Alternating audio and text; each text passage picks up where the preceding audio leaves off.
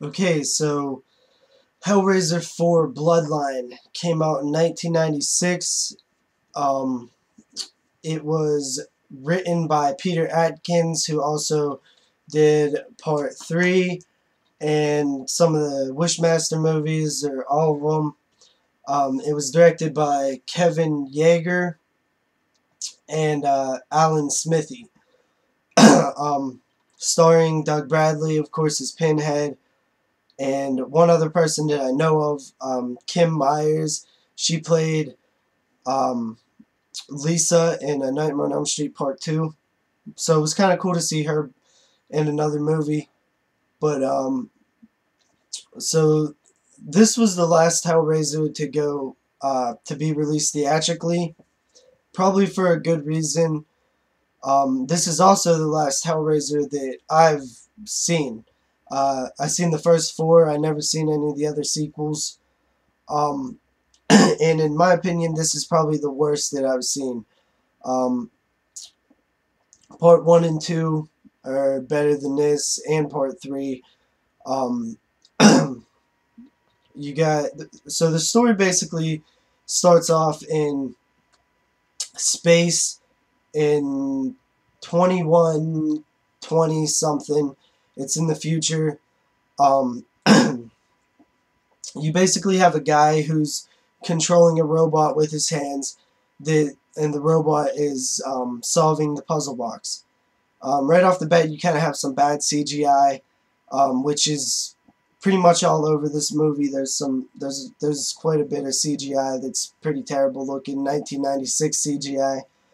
Um, you have basically the guy who was solving the puzzle box through the robot. His ancestor was the guy who created the puzzle box. He was a toy maker. He made the puzzle box for somebody, not knowing what he was making.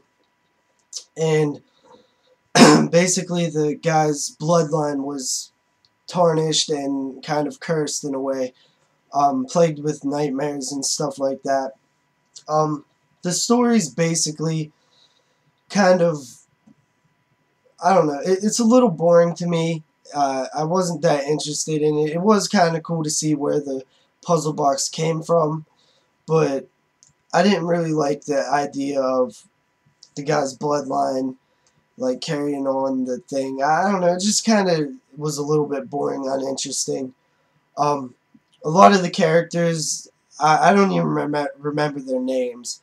Um, I didn't really like anybody in this movie besides Pinhead, played by Doug Bradley. Doug Bradley did pretty good. You're starting to see Pinhead in the movies a little bit more. He's kind of more of a main character. It's about him a little bit more. Um, this Hellraiser is definitely, in my opinion, a little bit less creepy, less dark. Um, the first two were really dark and scary. The third one was, still a little bit dark, but this one just doesn't have the same, like, scariness, and Pinhead doesn't have the same shadowy darkness thing around him. I don't know. He doesn't seem as scary. Um, the Cenobites in this one, not too good. I mean, the one's pretty cool. It's basically two brothers. They're twins, and their heads kind of get twisted together. Kind of looks pretty cool. But you get some bad CGI with them too. Um, that's the problem. Another problem. There's pretty terrible CGI in this movie. There is some practical effects, but the CGI is pretty damn bad in some sections of the movie. Um, the it kind of kept a little bit of continuity with the third one. Um, in a way, there's a building at the end of the third one that looks like the puzzle box, and it picks up similar to where that left off. Um, there is some. It seems like there's some plot holes throughout the movie.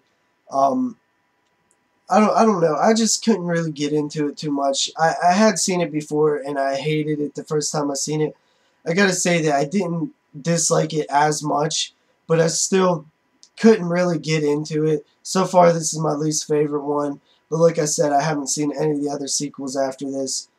This is also the first one not to use a number in the name. This is just Hellraiser Bloodline. I'll talk about that a little bit more throughout the thing, why I don't like when they remove numbers. But this edition is basically um, the same one I did for Hellraiser 3. It's an Echo Bridge release. Hellraiser 4 is in widescreen, but you know, the transfers of these aren't the greatest. Echo Bridge is known for kind of putting out bad releases, but um, it was $5, and I didn't own either one, so you know, uh, I bought it. There's no special features or anything. I kind of would like to know. It feels like there's some things weren't explained in the movie, and I think I think that it was just like if there was a little bit more to it and it was explained a little bit better, it was a little bit hard to follow, kind of, or I was just didn't really care to follow it. I don't know. I wish that it would have been done a little bit better, and you could have uh, learned a little bit more about the characters and stuff.